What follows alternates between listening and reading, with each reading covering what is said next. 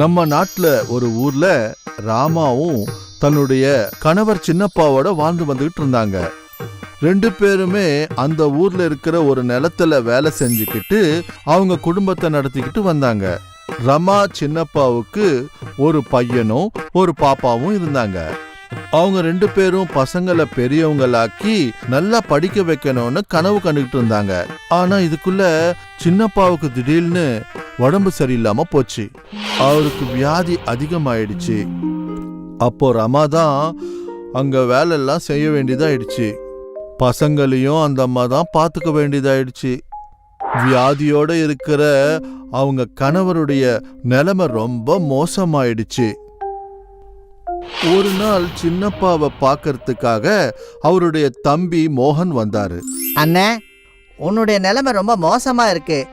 நீ டாக்டர் கிட்ட காமிச்சியா இல்லையா?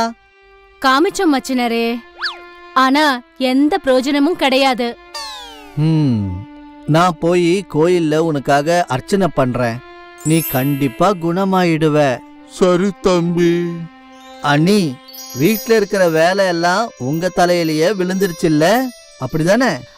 ஆமா, எப்படி இருந்தாலும் குடும்பத்தை நடத்தி தானே ஆகணும். அண்ணி, நான் ஒரு இட்லி கடைய வைக்க போறேன். நீங்க அங்க இட்லி போடுறதுக்கு வரீங்களா? அதனால உங்களுக்கு நிறைய பணம் கிடைக்கும். அதோட சேர்த்து உங்களுக்கு பணம் பற்றாக்குறையும் தீரும். எனக்கு அதுல எவ்வளவு லாபம் வந்தாலும் அதுல நாம ரெண்டு பேரும் பகிர்ந்துக்கலாம். அப்படியே செய்யலாம் மச்சினரே. மறுநாள் ரமா மோகன் வச்ச இட்லி கடையிலேயே இட்லி போடுறத ஆரம்பிச்சாங்க. ஊர்ல இருக்கிறவங்களுக்கு எல்லாருக்கும் ரமா போட்ட இட்லிய ரொம்ப பிடிச்சிருந்தது. கொஞ்ச நாள்லயே ரமா போட்ட இட்லி ரொம்ப ஃபேமஸ் ஆயிடுச்சு. கடைக்கு டெய்லி சாப்பிட்றதுக்கு ஆட்கள் வந்துகிட்டே இருந்தாங்க. ரமாவும் மோகனும் ரொம்ப சந்தோஷப்பட்டாங்க. ஏன்னா ரெண்டு பேருக்கும் லாபம் பெருகிக்கிட்டே போச்சு. வந்த லாபத்தை வச்சு ரமா சின்னப்பாவுக்கு நல்ல வைத்தியம் செஞ்சாங்க. கொஞ்ச நாள்லயே சின்னப்பா முன்னாடி மாதிரியே நல்லபடி குணமாயிட்டாரு. இப்படி 2 மாசம் கழிஞ்சது. ரமா மோகன் வச்ச கடையில ஜனம் வந்துகிட்டே இருந்தாங்க. அப்போ ரமாவுக்கு ஒரு யோசனை வந்தது. இங்க இத்தனை பேர் நான் செய்யற இட்லிக்காக தானே வராங்க. அப்படின்னா எனக்கும் நிறைய லாபம் வரணும்ல.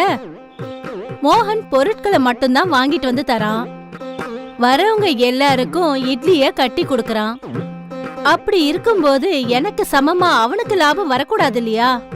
அன்னைக்கு சாயந்தரம் 2 பேரும் லாபத்தை பங்கு போடும்போது அப்போ மச்சினரே, இட்லி எல்லாத்தையும் நான் தானே தயார் பண்ணி கொடுக்கறேன். நான் செய்யற இட்லி அவ்வளவு நல்லா இல்லனா உங்களுக்கு இந்த அளவுக்கு லாபம் வரக்கூடாது. அது உண்மைதான் அண்ணி. நீங்க போடுற இட்லி உண்மையிலேயே ரொம்ப நல்லா இருக்கு. அப்படி பாத்தீங்கன்னா உங்களை விட லாபம் எனக்கு தானே அதிகமா கிடைக்கணும். ஆனா அண்ணி, இது ரொம்ப தப்பு.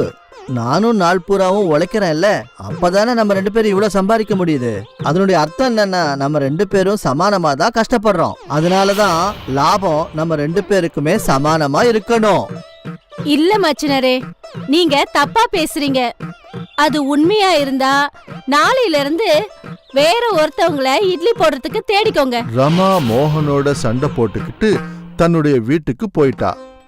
2வது நாள் அந்த ஊர்ல 2 இட்லி கடைங்க வந்தது. அதுல ஒன்னு ரமாவுடைய கடை. அந்த கடையில ரமா தான் இட்லி போட்டுக்கிட்டு இருந்தா. அவளே வித்துக்கிட்டு இருந்தா. இன்னொன்னு மோகனுடைய கடை. இப்போ அங்க வேறொரு பொம்பளை இட்லி தயார் பண்ணிக்கிட்டு இருந்தாங்க. ரமா வச்ச புது கடைய பார்த்து மக்கள் எல்லாருமே அந்த கடைக்கு போக ஆரம்பிச்சாங்க. ஆனா ரமா ஒண்டியா இருந்ததுனால அத்தனை பேரை அவளால சமாளிக்க முடியல. கடைசியில அவ சோர்ந்து போயிட்டா. ஊர்ல இருக்கிறவங்க எல்லாம் மோகன் கடைக்கே போயிட்டாங்க. ஏன்னா மோகன் எப்பவும் போலவே வர்றவங்களுக்கெல்லாம் அழகா இட்லி வச்சு கொடுத்துக்கிட்டு இருந்தான். இப்படியே சில நாட்கள் கழிஞ்சு போச்சு. பார்த்துக்கிட்டே இருக்கும்போதே ஜனங்கள் எல்லாரும் மோகன் இட்லி கடைக்கு போய் இட்லி சாப்பிட ஆரம்பிச்சாங்க. அப்போ ரமா ஒண்டியா உட்கார்ந்துக்கிட்டு கடையில வருத்தப்பட ஆரம்பிச்சா. ஐயோ, நான் எதுக்காக இந்த மாதிரி பண்ணேன்? நான் நினைச்சேன் இட்லி பண்றவங்க தான் பெரிய ஆளுன்னு. ஆனா அப்படி கிடையாது. மோகன் வரவங்க எல்லார்கிட்டயும் நல்லா நடந்துக்கிறான். நான் மோகன் கூடவே இருந்திருந்தா இந்நேரம் நான் நிறைய காசு சம்பாதிச்சிருக்கலாம்ல. யாருமே நான் செஞ்ச இட்லிய திரும்பி கூட பார்க்கல. ரமாவுக்கு அவளுடைய இட்லி மேல ரொம்ப தலகணமா இருந்தது. ஆனா அது இப்போ மாறி போச்சு. அதுக்கு தான் இப்படி சொல்லுவாங்க, தலகணம்ன்றது கண்ணாடி மாதிரி, அது என்னைக்காவது உடைஞ்சு போகலாம். அப்துல் ஒரு பிரமாதமான சமையல்காரர். அவரு சுல்தான் மியா ஹோட்டல்ல தந்தூரி செஞ்சுக்கிட்டு இருந்தாரு. எனக்கு ஒரு தந்தூரி பார்சல் கொடுங்க. இதோ தந்துடுறேன். அப்துல் என்ன, உங்க கையால செய்யற தந்தூரியை பத்தி சொல்லவே தேவையில்ல. நானும் நிறைய ஹோட்டல்ல தந்தூரி சாப்பிட்டிருக்கேன். ஆனா உங்க கையில இருக்கிற கைப்பக்குவம் வேற எங்கேயுமே கிடையாதுண்ணே. நன்றி. என்னுடைய தந்தூரி உங்களுக்கு பிடிச்சிருக்கே, அதுவே சந்தோஷம். அப்துல் பல வருஷங்களா இதே ஹோட்டல்ல தான் வேலை பார்த்துட்டு இருந்தாரு. எல்லாமே நல்லபடியா போயிட்டு இருந்தது. அப்புறம் ஒரு நாள் சுல்தான் மியாவோட பையன் ஹப்சல் ஹோட்டலை பாத்துக்கிற பொறுப்பை ஏத்துக்கிட்டான். தம்பி, உங்க ஹோட்டல் தந்தூரி உண்மையிலேயே சூப்பரே. ஆ ஆ எனக்கு தெரியும், நிறைய கஸ்டமர்ஸ் அப்துல் அண்ணன் தந்தூரியை பத்தி பாராட்டுறாங்க. இத கேட்டுட்டு அப்துல் சிரிச்சாரு. அவருக்கு ஹப்சல் மைண்ட்ல இருக்கிற குறுக்குத்தனமான புத்தி என்னன்னு தெரியாது. ஹப்சல் என்ன யோசிச்சு வச்சிருந்தான்னா, அதாவது அவன் தந்தூரி கவுண்டரை பெருசாக்கலாம்னு நினைச்சான். இன்னும் நிறைய சமையல்காரங்களை வைக்கணும்னு நினைச்சான்.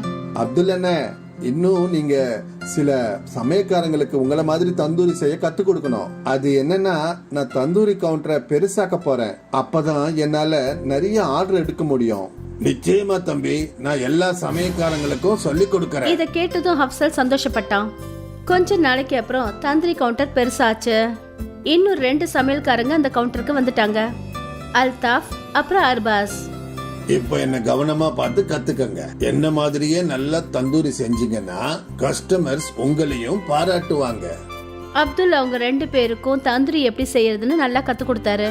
கொஞ்ச நாள்லயே அவங்க 2 பேரும் அப்துல் மாதிரி தந்தூரி செய்ய கத்துக்கிட்டாங்க. எனக்கு நம்பிக்கை இருக்கு, பகல்ல இந்த ஹோட்டல் 2 மடங்கும், ராத்திரியில 4 மடங்கு வியாபாரம் நடக்கும். உங்க வாக்கு நிறைவேறட்டும் அப்துல் அண்ணன்.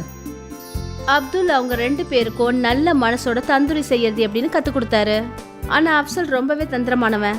அவன் மைண்ட்ல பணம் சம்பாதிக்கிறது மட்டும்தான் குறிக்கோளா இருந்தது. அதனால அவன் புது கோழி பண்ணக்காரர் கிட்ட ஒப்பந்தம் பண்ணிக்கிட்டான். இந்த கோழி பண்ணக்காரன் அப்சலுக்கு செத்து போன கோழிங்களை குறைஞ்ச விலைக்கு விற்க ஆரம்பிச்சான். அதனால அப்சலோட லாபம் அதிகமாச்சு. தந்தூரி கவுண்டர் பெருசா இருந்ததுனால கஸ்டமர்ஸும் அதிகமாயிட்டாங்க. எல்லாமே நல்லபடியா தான் போயிட்டு இருந்தது. ஆனா ஒரு நாள் அப்துல் அன்னைக்கு அந்த ஹோட்டல்ல ராத்திரி பகல்னு பார்க்காம இருந்தாரு. அப்பதான் அந்த ஹோட்டலோட முதலாளி சுல்தான் அங்க வந்தாரு.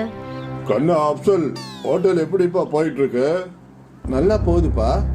அது சரி, நம்ம கோழி வாங்குற பண்ணைய மாத்திட்டேன்னு கேள்விப்பட்டேன். ஆமாப்பா, இந்த புது பண்ணக்காரரு குறைஞ்ச விலையிலேயே கோழிகளை நம்மளுக்கு சப்ளை பண்றாரு. அப்படியா? அது எப்படி? ஏன்னா அந்த கோழிங்க ஏற்கனவே செத்து போனதுங்க. அரே அல்லா, ஏன்பா இந்த மாதிரி அநியாயத்தை செய்யற? இது பாவம்பா. இந்த பாவத்தை செய்யாத. அவ கொடுக்கற தந்தூரி சாப்பிட்டு யாருக்காவது உடம்பு சரியில்லாம போச்சுன்னா அப்புறம் அந்த அல்லா நம்மள மன்னிக்கவே மாட்டாரு கண்ணா. அப்படியெல்லாம் எதுவும் நடக்காதுப்பா. எல்லா ஹோட்டல்காரங்களும் இப்படிதான் செய்யறானுங்க. என் ஃப்ரெண்ட்ஸ் ஹோட்டல் எல்லாம் இப்படிதான் நடக்குது. இது வரைக்கும் எந்த நோயும் வந்ததில்லை, இனிமேலும் வராது. உனக்கு அறிகுறி சொல்ல வேண்டியது என்னுடைய கடமை. அதுக்கப்புறம் உன்னோட விருப்பம். இனிமே இந்த ஹோட்டல் உன்னுடையது. நீ தான் இதுக்கு முதலாளி. நல்லதோ கெட்டதோ அது எல்லாம் உன் கையில தான் இருக்கு, சரியா? சுல்தான் சார் அங்க இருந்து கிளம்பி போனாரு. அவங்க பேசினது எல்லாத்தையும் அப்துல் கேட்டுட்டாரு. கொஞ்ச நேரம் பொறுத்து அவரும் அவங்க வீட்டுக்கு போயிட்டாரு. ராத்திரி முழுக்க அப்துல் இதே விஷயத்த பத்தி யோசிச்சுட்டு இருந்தாரு. ஜனங்க உயிரோட விளையாடுற இடத்துல நான் இனிமே வேலை செய்ய மாட்டேன். இது ரொம்பவே பாவம். ஆனா முதலாளி பையன் நான் சொல்றத கேட்க மாட்டாரு. பேசாம இந்த வேலையை விட்டுடலான்னு எனக்கு தோணுது. இப்ப அப்துல் என்ன யோசிச்சாருன்னா, சுல்தான் ஹோட்டல்ல சமைக்கிற வேலையை விட்டுடலான்னு யோசிச்சாரு. மறுநாள் காலையில அவரு ஹோட்டலுக்கு போனாரு. நேத்துக்கு நீங்க பேசுனதை நான் கேட்டுட்டேன். இனிமே இங்க வேலை செய்யறதுக்கு என் மனசாட்சி உறுத்துது. நான் இந்த ஹோட்டலை விட்டு போறதா முடிவு பண்ணிட்டேன். நல்லது. நீ என்ன நினைச்ச? நீ போயிட்டேன்னா இந்த ஹோட்டலை மூடிடுவேன்னு நினைச்சியா? அதான் இல்ல. ஆனா இதுக்கு மேல உனக்கு எந்த ஹோட்டல்லையும் வேலை கிடைக்காது. அது உறுதி அப்துல் அண்ணே. அத நான் ஏத்துக்கிறேன். வேலை இல்லாம நான் இருந்துருவேன். இந்த மாதிரி ஏமாத்தி சம்பாதிக்க நான் விரும்புறேன். அப்துல் இப்படி சொல்லிட்டு அங்கிருந்து போயிட்டாரு. அவரு நிறைய ஹோட்டல்ல வேலை தேடி அலைஞ்சாரு. ஆனா அவருக்கு வேலை எங்கேயும் கிடைக்கல. ரொம்ப நொந்து போய் ஒரு நாள் அவரு தன்னோட நண்பன் முஸ்தபா சைக்கிள் கடையில உட்கார்ந்துருந்தாரு. என்னப்பா ஆச்சு, இன்னைக்கு வேலை கிடைக்கலையா? இல்ல நண்பா, என்ன பண்றதுன்னு எனக்கு தெரியல. தந்தூரி பண்ற வேலையை தவிர வேற எந்த வேலையும் எனக்கு தெரியாது. வேற வேலை செய்ய சொல்லி உன்னை யார் சொன்னது? நான் என்ன சொல்ல வரேன்னா, நீயே சொந்தமா ஒரு தந்தூரி கவுண்டர் ஓபன் பண்ணா என்ன? அவ்வளவு பணம் என்கிட்ட இல்ல. தந்தூரி ரொம்ப விலை அதிகம். அது மட்டும் இல்லாம ஹோட்டல் வேணும் இல்ல, அதுக்கு வாடகை, இதுக்கெல்லாம் நான் எங்க போறது? உன்னுடைய எல்லா கேள்விக்கும் ஒரே ஒரு பதில் தான். கொஞ்ச நேரம் வெயிட் பண்ணு. முஸ்தபா 2 பழைய சைக்கிள் ரிம் எடுத்துட்டு வந்தாரு. அப்புறம் அதுல ஹோல்ஸ போட்டு ஒரு கம்பியை போட்டாரு.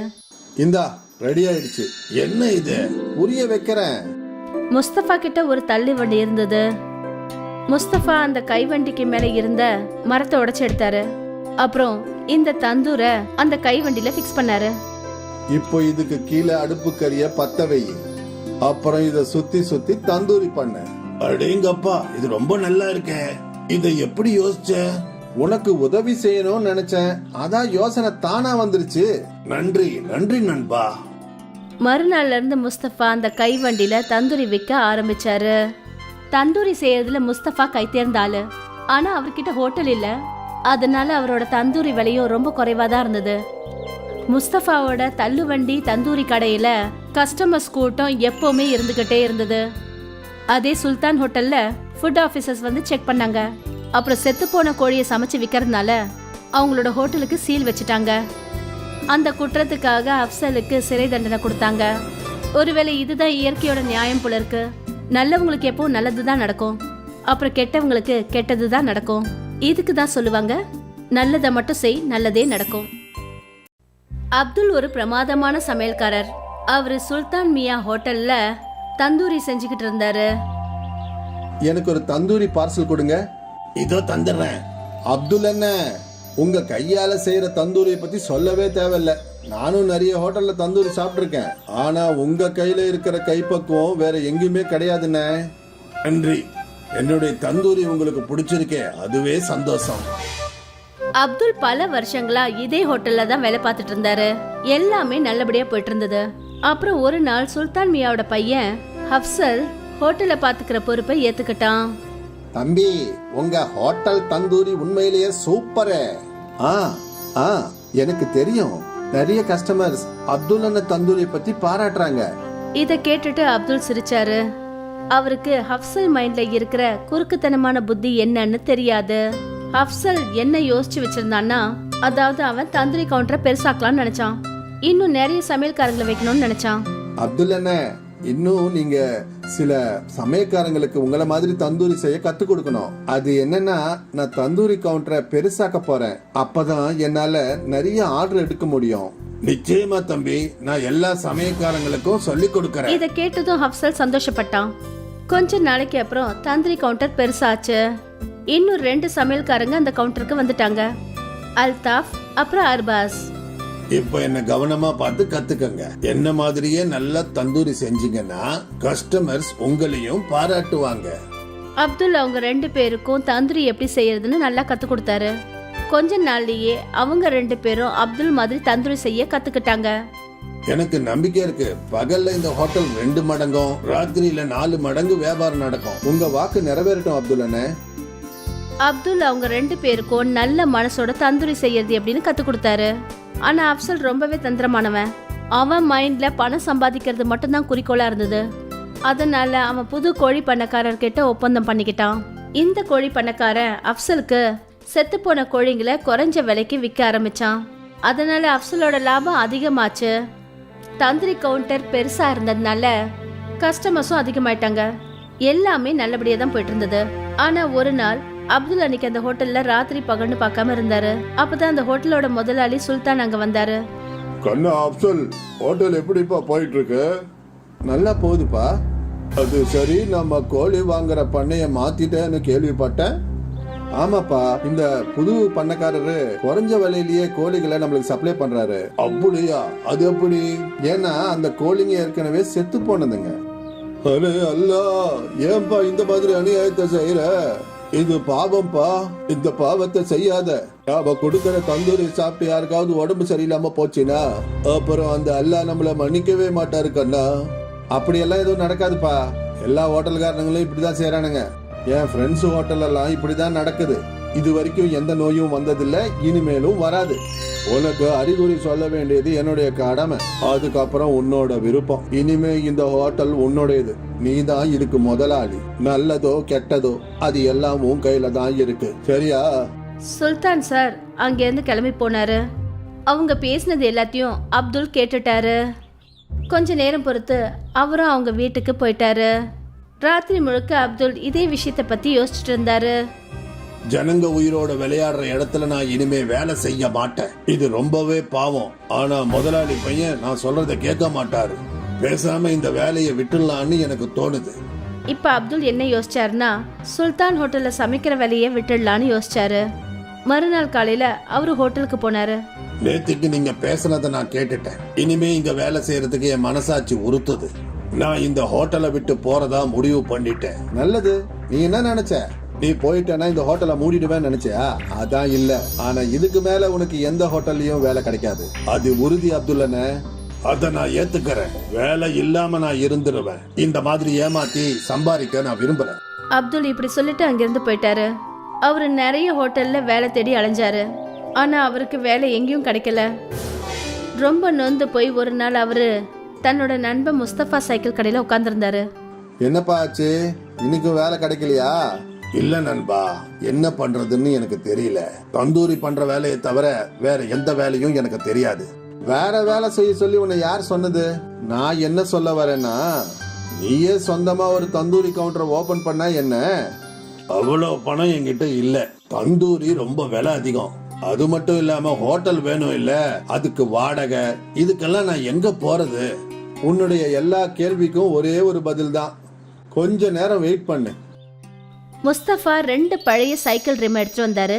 அப்புறம் அதுல ஹோல்ஸ போட்டு ஒரு கம்பிய போட்டாரு. இந்தா ரெடி ஆயிடுச்சு. என்ன இது? புரிய வைக்கிறேன். முஸ்தபா கிட்ட ஒரு தள்ளி வண்டி இருந்தது. முஸ்தபா அந்த கைவண்டிக்கு மேல இருந்த மரத்தை உடைச்சு எடுத்தாரு. அப்புறம் இந்த தந்தூரை அந்த கைவண்டியில பிக்ஸ் பண்ணாரு. இப்போ இதுக்கு கீழே அடுப்பு கறிய பத்த வை. அப்புறம் இத சுத்தி சுத்தி தந்தூரி பண்ண. அடேங்கப்பா, இது ரொம்ப நல்லா இருக்கே. இதை எப்படி யோசிச்ச? உனக்கு உதவி செய்யணும்னு நினைச்சேன். அதான் யோசனை தானா வந்துருச்சு. நன்றி நன்றி நண்பா. மறுநாள்ல இருந்து முஸ்தபா அந்த கைவண்டியில தந்தூரி விற்க ஆரம்பிச்சாரு. தந்தூரி செய்யறதுல முஸ்தபா கை தேர்ந்த ஆளு. ஆனா அவர்கிட்ட ஹோட்டல் இல்ல. அதனால அவரோட தந்தூரி விலையும் ரொம்ப குறைவா தான் இருந்தது. முஸ்தபாவோட தள்ளுவண்டி தந்தூரி கடையில கஸ்டமர்ஸ் கூட்டம் எப்பவுமே இருந்துகிட்டே இருந்தது. அதே சுல்தான் ஹோட்டல்ல ஃபுட் ஆபீசர்ஸ் வந்து செக் பண்ணாங்க. அப்புறம் செத்து போன கோழியை சமைச்சு விற்கிறதுனால அவங்களோட ஹோட்டலுக்கு சீல் வச்சுட்டாங்க. அந்த குற்றத்துக்காக அப்சலுக்கு சிறை தண்டனை கொடுத்தாங்க. ஒருவேளை இதுதான் இயற்கையோட நியாயம் போல இருக்கு. நல்லவங்களுக்கு எப்பவும் நல்லதுதான் நடக்கும், அப்புறம் கெட்டவங்களுக்கு கெட்டதுதான் நடக்கும். இதுக்கு தான் சொல்லுவாங்க, நல்லதை மட்டும் செய், நல்லதே நடக்கும். விஜய் நகர்ல ரகுநாத்னு ஒரு கூலி வேலை செய்யறவன் இருந்தான். அவன் தினமும் கூலி வேலை செய்ய தன்னோட கிராமத்துல இருந்து ரொம்ப தூரத்துல இருக்கிற நகரத்துக்கு போவான். ரகுநாத்தோட மனைவி லக்ஷ்மி, அப்புறம் அவங்களுக்கு 2 பசங்க இருந்தாங்க, மகேஷ் அப்புறம் ஆஷா. அந்த குடும்பமே சந்தோஷமா இருந்தது. ஒரு நாள் என்ன ஆச்சுன்னா, ரகுநாத் எப்பவும் போல வேலை செய்யறதுக்காக நகரத்துக்கு போனான். அவன் ரோட் கிராஸ் பண்ணும்போது ஒரு ட்ரக் அவனை மோதி அவனுக்கு ஆக்சிடென்ட் ஆயிடுச்சு. ரகுநாத்தை ஹாஸ்பிட்டல்ல அட்மிட் பண்ண வேண்டியதாயிடுச்சு. அவனோட குடும்பமே ரொம்ப கவலையா இருந்தது. குழந்தைங்க அழுதுட்டு இருந்தாங்க. லக்ஷ்மி எல்லாருக்கும் ஆறுதல் சொல்லி சமாளிச்சிட்டு இருந்தா. இங்க பாருங்க, அப்பா குணமாயிடுவாரு. இப்படி நீங்க 2 பேரும் அழுதுகிட்டே இருந்தா அவருக்கு பிடிக்காது. அப்பாவுக்கு எப்ப குணமாகும்? சொல்லுங்க அம்மா. ரொம்ப சீக்கிரத்துல. நீங்க கவலைப்படாதீங்க, நான் எல்லாத்தையும் பாத்துக்கிறேன். பல நாள் கடந்துச்சு. ரகுநாத்தோட நிலைமை பரவாயில்ல, ஆனாலும் அவனால இப்ப நடக்கலாம் முடியாது. ஒரு நாள் நர்ஸ் லக்ஷ்மியை பார்க்கறதுக்கு வந்தாங்க. உங்களை டாக்டர் சார் கூப்பிடுறாரு. லக்ஷ்மி டாக்டரோட கேபினுக்கு போனா. சிஸ்டர், நான் உங்களுக்கு ஒரு பொய்யான நம்பிக்கை கொடுக்க விரும்பல. உங்க ஹஸ்பண்டோட 2 காலுக்கும் ஆபரேஷன் பண்ணி ஆகணும். அப்பதான் அவரால் நடக்க முடியும். ஆனா உங்க நிலைமைய பார்க்கும்போது உங்களால அவ்வளவு செலவு பண்ண முடியுமான்னு எனக்கு தெரியல. எவ்வளவு செலவாகும் டாக்டர் சார்? கிட்டத்தட்ட 20 லட்சம் ரூபாய். ஐயோ கடவுளே! ஒருவேளை அவருக்கு இந்த ஆபரேஷன் பண்ணலைன்னா அவரால் எப்பவும் நடக்க முடியாம போயிடும். இப்போ நீங்க தான் உங்க முடிவை சொல்லணும். ஒருவேளை அவருடைய ஆபரேஷனுக்கு நீங்க பணம் ரெடி பண்ண முடியும்னா ரொம்ப நல்லா இருக்கும். சரிங்க டாக்டர் சார், நான் முயற்சி பண்றேன். லக்ஷ்மிக்கு ஒரே யோசனை ஆயிடுச்சு, தன்னோட புருஷனை எப்படி காப்பாத்துறதுன்னு. அவ பசங்களோட வீட்டுக்கு போனா, தன்னோட நகைகளை எடுத்து பார்த்தா. இது ரொம்ப கம்மியா இருக்கு. இதை வச்சா 1 லட்சம் ரூபாய் கூட கிடைக்காது. வீட்டையும் பார்த்துக்கணும், அவருக்கும் வைத்தியம் பண்ணணும். இதெல்லாம் எப்படி முடியும்? லக்ஷ்மி தன்னோட நகைகளை பார்த்துக்கிட்டு இருந்தா. அப்பதான் தன்னோட 2 குழந்தைங்களும் பக்கத்துல வந்தாங்க. அம்மா, இந்த மாங்கல்யத்தையும் வளையலையும் நீங்க வித்துருவீங்களா? வேற எந்த வழியும் தெரியலடா கண்ணா. அம்மா, வேணும்னா நாம எல்லாரும் சேர்ந்து சம்பாதிக்கலாமா? எப்படி? நீங்க இட்லி நல்லா பண்ணுவீங்கல்ல, நாம ஒரு இட்லி கடை போட்டா என்னம்மா? அதை நாம செய்யலாம் தான். ஆனா அதுல அவ்வளவு பணம் நமக்கு கிடைக்குமா? அதுவும் 20 லட்சம். அம்மா, முயற்சி பண்ணித்தான் பாப்போமே. அந்த கடவுள் மனசு வச்சார்னா நிச்சயமா நமக்கு பணம் வந்து சேருமா. அப்புறம் அப்பாவுக்கு ஆபரேஷனும் நடக்கும். ரொம்ப பெரியவங்களாயிட்டீங்க. வாங்க, இட்லி வியாபாரத்துக்கு தேவையானதை ரெடி பண்ணுவோம். லக்ஷ்மியும் பசங்களும் வீட்ல இருந்த சாமான் எல்லாத்தையும் சேகரிச்சாங்க. இதோ கரண்டி, பிளேட்ஸ். இதோ அடுப்பு ரெடியா இருக்கு. இதோ இருக்கு இட்லி குக்கர். ஆனா எனக்கு தெரிஞ்சு இது ரொம்ப சின்னது. கடைக்கு நிறைய பேர் வந்துட்டாங்கன்னா உடனே இட்லிலாம் ரெடி பண்ண முடியாது. அதுக்கு நாம என்னம்மா செய்யணும்? நாம புதுசா இட்லி குக்கர் வாங்கணும். என்கிட்ட கொஞ்சம் பணம் இருக்கு, அதுல பெரிய இட்லி குக்கர் வாங்கலாம். இட்லி குக்கர் வாங்கறதுக்காக 3 பேரும் கடைக்கு போனாங்க. அண்ணே, ஒரு பெரிய இட்லி குக்கர் ஒன்று காட்டுங்களேன். அந்த கடைக்காரர் அவங்களுக்கு ஒரு குக்கர் எடுத்து காட்டினாரு. இதை விட பெருசா வேணும். தங்கச்சிமா, இதை விட பெரிய இட்லி குக்கர் என்கிட்ட கிடையாது. இப்பெல்லாம் இதை விட பெரிய இட்லி குக்கர் வர்றது கிடையாது. என்னென்ன இப்படி சொல்றீங்க? ஆனா நீங்க பழைய இட்லி குக்கர் வாங்கிக்கலாமே. பக்கத்துல தான் ஒரு பழைய பாத்திர கடை இருக்கு தங்கச்சிமா. அவங்க கிட்ட நிச்சயமா பெரிய இட்லி குக்கர்ஸ் இருக்கும். எதுக்கும் நீங்க அங்கேயும் போய் பாருங்க. சரிங்க அண்ணே. லக்ஷ்மியும் அவளோட பசங்களும் பக்கத்து கடைக்கு போனாங்க. அங்க லக்ஷ்மியோட பார்வை ஒரு பெரிய பித்தளை இட்லி குக்கர் மேல பட்டுச்சு. அண்ணே, இந்த பெரிய இட்லி குக்கரோட விலை என்ன? இது பழசாச்சம்மா, இது 500 ரூபாய் வரும். சரி, அப்ப அதை எனக்கு கொடுங்க. லக்ஷ்மியும் அவளோட பசங்களும் அந்த பெரிய பித்தளை இட்லி குக்கரை வாங்கிக்கிட்டு வீட்டுக்கு வந்தாங்க. வீட்டுக்கு வந்ததும், அம்மா, நீங்க இந்த இட்லி குக்கரை எதுக்காக தேர்ந்தெடுத்தீங்க? பக்கத்துலயே ஸ்டீல் குக்கர்ஸ் எல்லாம் எத்தனை இருந்தது. எதுக்காக பித்தளை குக்கரை வாங்குனீங்க? ஏன்னா இது பித்தளை பாத்திரத்துல இட்லி செஞ்சா ரொம்ப சுவையா இருக்கும். அது மட்டும் இல்லாம இது நமக்கு ரொம்ப கம்மியான விலையில கிடைச்சிருக்கு. ஆனா அம்மா, நாம புது குக்கர்ல வாங்கியிருக்கணும். பாருங்க, இது மேல எவ்வளவு அழுக்கா இருக்கு. ஆஷா, இது பித்தளை. இத நல்லா தேய்ச்சோம்னா பளபளன்னு இருக்கும். சரிங்கம்மா. லக்ஷ்மி அந்த இட்லி குக்கரை சுத்தம் பண்ணா. அது பளபளத்துச்சு. அடேங்கப்பா, இது பலன்னு இருக்கு. நான் தான் சொன்னேன்ல. அப்புறம் ஆஷா, அதுக்கு தான் சொல்லுவாங்க ஓல்ட் இஸ் கோல்டு. அம்மா, இதுல இட்லி பண்ணி பார்க்கலாமா? பண்றேம்மா. லக்ஷ்மி அந்த இட்லி குக்கரோட தட்டுல இட்லி மாவை ஊத்தினா.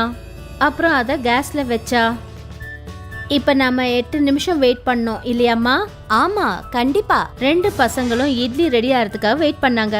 அவங்க 2 பேரோட பார்வையும் கடிகாரத்து முள்ளு மேல தான் இருந்தது. அந்த கடிகாரத்துல 8 நிமிஷம் ஆனதும் ஆயிடுச்சு. 8 நிமிஷம் ஆயிடுச்சு. ஆ, பொறுமையா இருங்க, இட்லி எடுக்கிறேன். லக்ஷ்மி அந்த குக்கரை திறந்ததுமே அந்த குக்கர்ல இருந்து ஒரு வெளிச்சம் தெரிய ஆரம்பிச்சது. வெள்ளையான மாவு எப்படி தங்க நிறத்துல மாறுச்சு? லக்ஷ்மி அந்த இட்லிய வெளியே எடுத்த உடனே அவ அப்படியே அதிர்ச்சி ஆயிட்டா. என்னது இது, இந்த இட்லி கல்லு மாதிரி ஆயிடுச்சு. கல்லு இல்ல, தங்கம். தங்க இட்லியா? லக்ஷ்மி ஒரு தங்க இட்லியை எடுத்துக்கிட்டு தங்க வியாபாரி கிட்ட போனா. அப்புறம் அத அங்க செக் பண்ணி பார்த்தா. இது உண்மையிலேயே சுத்த தங்கம்பா. அத கேட்டதும் லக்ஷ்மியால நம்பவே முடியல. அவ வீட்டுக்கு வந்ததும் இந்த விஷயத்த தன்னோட பசங்க கிட்ட சொன்னா. அவங்க சந்தோஷத்துல குதிக்க ஆரம்பிச்சாங்க. நம்ம கிட்ட இவ்வளவு தங்க இட்லி இருக்கு. அம்மா, இத வித்து நாம அப்பாவுக்கு வைத்தியம் பார்க்க முடியும்லம்மா? நம்ம கிட்ட இவ்வளவு தங்கம் இருக்கு, நம்மளால நினைச்சு கூட பார்க்க முடியாது. கொஞ்ச நாளைக்கு அப்புறம் லக்ஷ்மி 2 தங்க இட்லிய தங்க வியாபாரி கிட்ட வித்துட்டா. அப்புறம் அதுல கிடைச்ச பணத்தை வச்சு தன்னோட புருஷன் ரகுநாத்தோட காலுக்கு ஆபரேஷன் பண்ணா. ரகுநாத் மறுபடியும் நடக்க ஆரம்பிச்சான். இன்னும் 2 தங்க இட்லிய வித்து லக்ஷ்மி புது வீட்டை வாங்கினா. ரகுநாத்தும் அவனோட குடும்பமும் புது வீட்ல ரொம்ப சந்தோஷமா இருந்தாங்க. இன்னைக்கும் அந்த இட்லி குக்கர் லக்ஷ்மி கிட்ட தான் இருக்கு. ஆனா அந்த குக்கர்ல அவ மறுபடியும் இட்லி ஊத்தவே இல்ல. அம்மா, நாம மறுபடியும் தங்க இட்லி பண்ண முடியாதா? வேண்டாம், ஏன்னா கடவுள் நமக்கு இவ்வளவு கொடுத்துருக்கிறதே ரொம்ப பெரிய விஷயம். அது மட்டும் இல்லாம ஆஷா, அம்மா எப்பவும் சொல்லுவாங்கல்ல, பேராசைப்படுறது ரொம்ப தப்புன்னு. அப்புறம் நாம எப்பவும் பேராசைப்படவே கூடாது. ரொம்ப சரியா சொன்ன. நமக்கு இந்த மாதிரி ஒரு மாய குக்கர் கிடைச்ச விஷயத்த நீங்க 2 பேருமே மறந்துருங்க.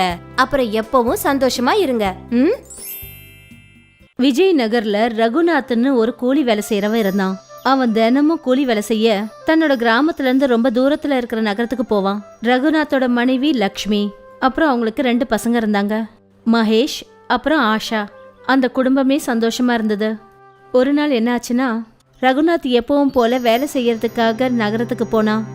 அவன் ரோட் கிராஸ் பண்ணும்போது ஒரு ட்ரக் அவனை மோதி அவனுக்கு ஆக்சிடென்ட் ஆயிடுச்சு. ரகுநாத்தை ஹாஸ்பிட்டல்ல அட்மிட் பண்ண வேண்டியதாயிடுச்சு. அவனோட குடும்பமே ரொம்ப கவலையா இருந்தது. குழந்தைங்க அழுதுட்டு இருந்தாங்க. லக்ஷ்மி எல்லாருக்கும் ஆறுதல் சொல்லி சமாளிச்சிட்டு இருந்தா. இங்க பாருங்க, அப்பா குணமாயிடுவாரு. இப்படி நீங்க 2 பேரும் அழுதுகிட்டே இருந்தா அவருக்கு பிடிக்காது. அப்பாவுக்கு எப்ப குணமாகும்? சொல்லுங்க அம்மா. ரொம்ப சீக்கிரத்துல. நீங்க கவலைப்படாதீங்க, நான் எல்லாத்தையும் பாத்துக்கிறேன். பல நாள் கடந்துச்சு. ரகுநாத்தோட நிலைமை பரவாயில்ல, ஆனாலும் அவனால இப்ப நடக்கலாம் முடியாது. ஒரு நாள் நர்ஸ் லக்ஷ்மியை பார்க்கறதுக்கு வந்தாங்க. உங்களை டாக்டர் சார் கூப்பிடுறாரு. லக்ஷ்மி டாக்டரோட கேபினுக்கு போனா. சிஸ்டர், நான் உங்களுக்கு ஒரு பொய்யான நம்பிக்கை கொடுக்க விரும்பல. உங்க ஹஸ்பண்டோட 2 காலுக்கும் ஆபரேஷன் பண்ணி ஆகணும். அப்பதான் அவரால் நடக்க முடியும். ஆனா உங்க நிலைமைய பார்க்கும்போது உங்களால அவ்வளவு செலவு பண்ண முடியுமான்னு எனக்கு தெரியல. எவ்வளவு செலவாகும் டாக்டர் சார்? கிட்டத்தட்ட 20 லட்சம் ரூபாய். ஐயோ கடவுளே. ஒருவேளை அவருக்கு இந்த ஆபரேஷன் பண்ணலைன்னா அவரால் எப்பவும் நடக்க முடியாம போயிடும்.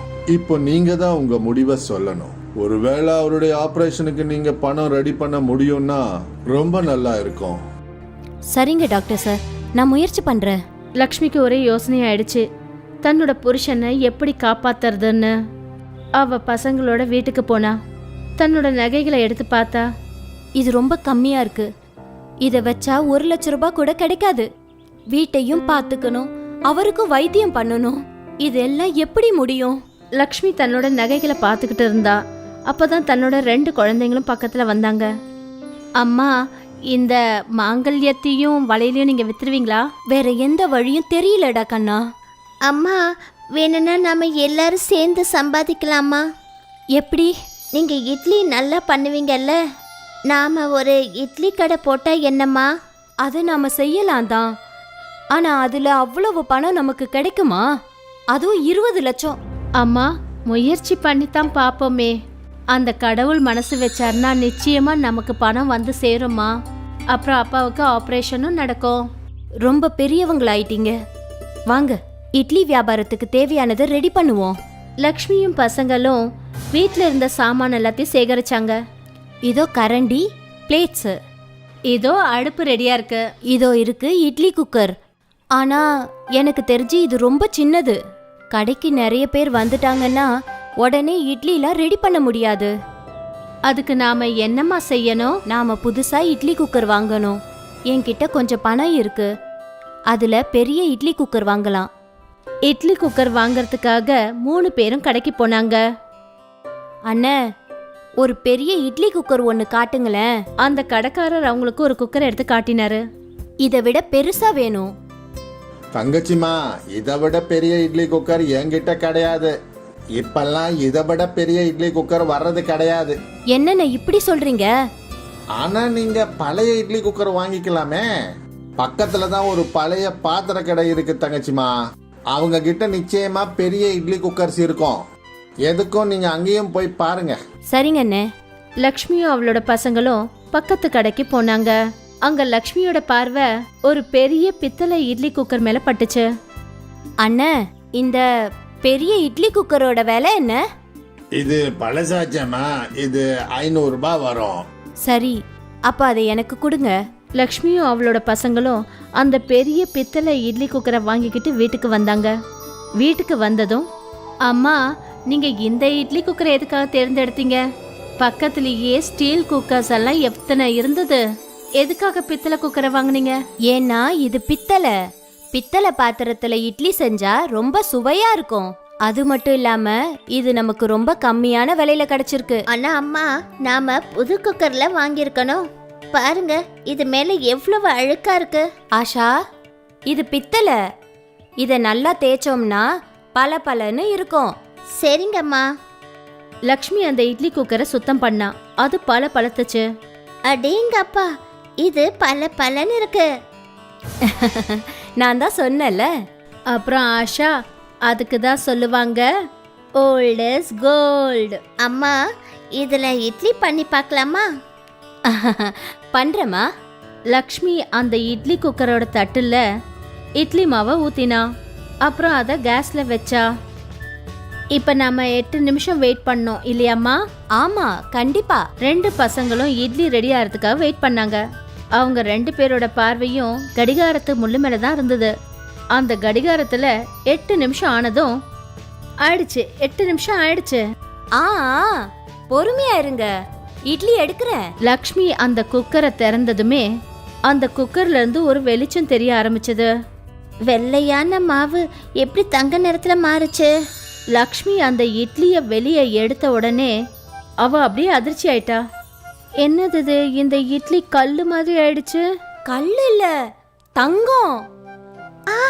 தங்க இட்லியா?